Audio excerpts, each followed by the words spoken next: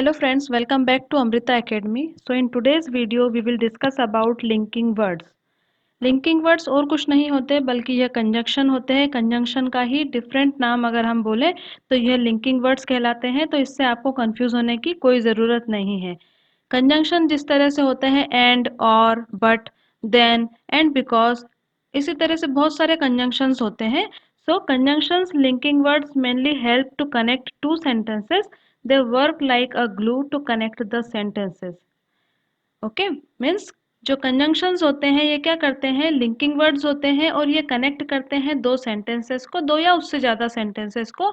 और क्या करते हैं, ये एक तरह से ग्लू का काम करते हैं क्योंकि ये सेंटेंसेस को चिपकाते हैं एक दूसरे से, जिससे उनका मीनिंग निकल कर आए। आपको एग्जाम्पल से और क्लियर हो जाएगा। सबसे पहले मैंने लिया है लिंकिंग वर्ड इंस्टेड। हम सभी वर्ड्स के दो दो एग्जाम्पल्स देखेंगे ताकि आपको अच्छे से समझ में आ पाए कि लिंकिंग वर्ड्स या फिर कंजंक्शंस किस तरह से वर्क करते हैं, किसी भी सेंटेंस में किस तरह की ये अपनी भूमिका रखते हैं या कैसा रोल निभाते हैं। So our first word is instead. Instead means के बजाय, के बदले, की जगह या फिर बजाय। जब भी हमें ऐसा कोई सेंटेंस बोलना होता है तो हम यूज करते हैं instead. Walk to work instead of going by car. Walk to work instead of going by car means काम पर कार से जाने की बजाय पैदल चले जाओ। मीन्स आपको अगर वर्क पर जाना है तो बजाय कार से जाने के बजाय आप क्या करो, पैदल चले जाओ। तो जब हमने बजाय का यूज किया तो हमने इंग्लिश के सेंटेंस में यूज किया instead. Walk to work instead of going by car. Next example देख लेते हैं. I wanted to go with her but dad went instead of me. I wanted to go with her but dad went instead of me. Means मैं उसके साथ जाना चाहता था लेकिन मेरे बजाय पिताजी चले गए. ओके, मैं उसके साथ जाना चाहता था लेकिन मेरे बजाय पिताजी चले गए. तो यहाँ पर हमने इंस्टेड का यूज किया है कि बजाय, मेरे बजाय पिताजी चले गए, इसलिए हमने इस सेंस में यूज किया है इंस्टेड का. Next linking word is yet. Means अभी तक, अब तक, फिर भी या मगर. इस तरह का अगर हमें कोई सेंटेंस हिंदी में दिख रहा है और हमें उसको इंग्लिश बनाना है तो हम कह सकते हैं I did not like him yet I didn't betray him. Means मुझे वह पसंद नहीं आया फिर भी मैंने उसे धोखा नहीं दिया. I didn't like him yet I didn't betray him. Okay, मुझे वह पसंद नहीं आया फिर भी मैंने उसे धोखा नहीं दिया. फिर भी को कहने के लिए हमने यट का यूज किया. Second example, he made a meal which was simple yet tasty. He was made a meal which was simple yet tasty means उसने जो खाना बनाया वह सादा था मगर स्वादिष्ट भी. मीन्स सादा होने के साथ साथ स्वादिष्ट भी था. तो यहाँ पर जो हमने ऐसा था मगर ऐसा भी बोलना चाहा तब हमने यट का यूज किया. Third linking word is on the other hand. Many times we have seen that so many English speakers use this sentence on the other hand, which is a linking word. So इसका meaning होता है दूसरी और दूसरी या फिर दूसरी तरफ. I am glad to go out for the weekends. On the other hand, it would be nice to stay home. Means मुझे खुशी है कि वीकेंड पर हम बाहर जा रहे हैं, दूसरी तरफ शायद घर पर रहना भी अच्छा होता. मीन्स जब हमारे पास दो आइडियाज हों, मीन्स हमें बाहर जाना भी है पर हमें कुछ घर पे इम्पोर्टेंट वर्क भी है, तो हम जब इस डायलेमा के सिचुएशन में होते हैं तब हम यूज करते हैं ऑन द अदर हैंड का. One more example is there. It seems like a great building. On the other hand, you are displacing a lot of animals by building it. Means यह एक शानदार इमारत की तरह लगता है, दूसरी ओर आप इसे बनाकर बहुत सारे जानवरों को विस्थापित कर रहे हैं.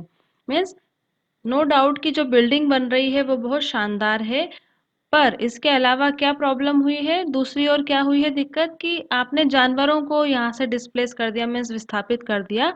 मीन्स क्या है, दो सेंटेंसेस को हमने जोड़ा है with the help of on the other hand, but पहला सेंटेंस जो है वो दूसरे सेंटेंस से बिल्कुल अलग विचार रखता है. सो इस तरह से जब डायलेमा का सिचुएशन हो हमारे सेंटेंसेस में तो उसके बीच में हम जो कंजंक्शन या फिर लिंकिंग वर्ड लगाते हैं वो होता है on the other hand.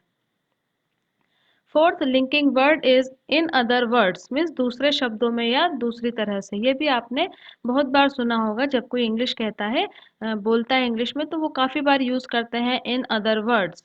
In other words she must give up singing.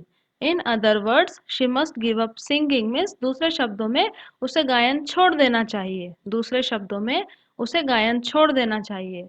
One more example is there to clear you. In other words, we are our own worst enemy. In other words, we are our own worst enemy. दूसरे शब्दों में हम अपने सबसे बड़े दुश्मन हैं, हम खुद ही अपने सबसे बड़े दुश्मन हैं। जब हमें ऐसा कहना हो तो हम कह सकते हैं on in other words means दूसरे शब्दों में हम अपने सबसे बड़े दुश्मन हैं। We are our own worst enemy. Okay. Now the fifth linking word is therefore. Therefore means इसलिए या इस कारण से या के कारण, इस तरह का जब हमें कोई लिंकिंग वर्ड या कंजंक्शन बोलना होता है तब हम यूज करते हैं देयरफॉर का। Your marks were 60% and therefore you passed. Your marks were 60% and therefore you passed means आपके अंक 60% थे और इसलिए आप उत्तीर्ण हुए। क्यों उत्तीर्ण हुए? क्योंकि आपके मार्क्स 60% थे। सो इसलिए का सेंस यहाँ पर ऐसा निकल के आता है। One more example, he was injured and therefore unable to play. He was injured and therefore unable to play. Means पहले सेंटेंस में तो हमें यह पता चला कि वह चोटिल है, ओके, वह घायल हो गया है और इसीलिए उसे और एक्सप्लेन करा हमने, इसी सेंटेंस को आगे इलेबोरेट किया कि वह घायल है तो क्या नहीं करेगा, इसलिए खेलने में असमर्थ था। ओके, तो इस तरह से हमने इसलिए या फिर देयरफॉर का यूज किया। Sixth linking word is besides. Besides means के अतिरिक्त, साथ ही, सिवाय इसके या को छोड़कर।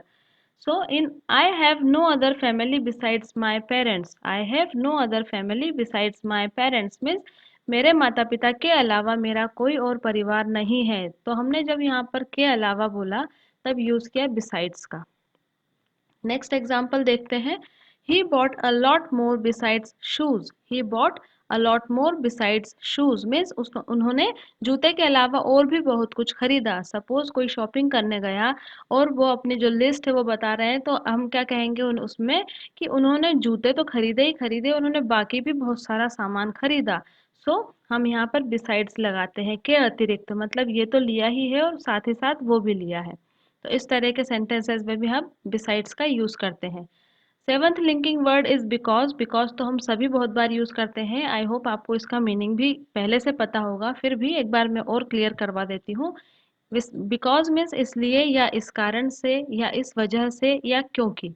हम इस तरह से जब कोई सेंटेंस बनाते हैं हिंदी का तो हम इंग्लिश में बिकॉज की तरह उसे यूज करते हैं। I didn't go out because I had no money. I didn't go out because I have no money. I had no money. मैं बाहर नहीं गया क्योंकि मेरे पास पैसे नहीं थे। मैं बाहर नहीं गया, ठीक है, पहला सेंटेंस हुआ मैं बाहर नहीं गया। क्यों नहीं गया? सो रीजन इज मेरे पास पैसे नहीं थे। तो जब हम पहला सेंटेंस कुछ बोलते हैं स्टेटमेंट और उसका रीजन देते हैं दूसरे सेंटेंस में, तो उसके बीच जो हम कंजंक्शन का या फिर लिंकिंग वर्ड का यूज करते हैं वो होता है क्योंकि। Next example, we did it because we felt it our duty. We did it because we felt it our duty means हमने यह किया क्योंकि हमने इसे अपना कर्तव्य माना। हमने यह किया मीन्स ये काम हमने किया। इस स्टेटमेंट को बोलने के बाद हमने और उसे इलेबोरेट किया क्योंकि हमने इसे अपना कर्तव्य माना। सो एक्सप्लेनेशन जब हमने आगे दिया किसी स्टेटमेंट को तब भी हमने क्योंकि को एज अ बिकॉज यूज करा। Next linking word is however. However means मगर, जो भी, तथापि या जैसा भी या फिर भी। इसमें से किसी भी एक, जो भी सेंटेंस हिंदी में बना है उसको अगर आपको डिफाइन करना है इंग्लिश के सेंटेंस में तो आप कह सकते हैं however. I am glad I got the job however I will have to travel more often. I am glad I got the job However, I will have to travel more often means मुझे खुशी है कि मुझे काम मिल गया, हालांकि मुझे अधिक बार यात्रा करनी होगी।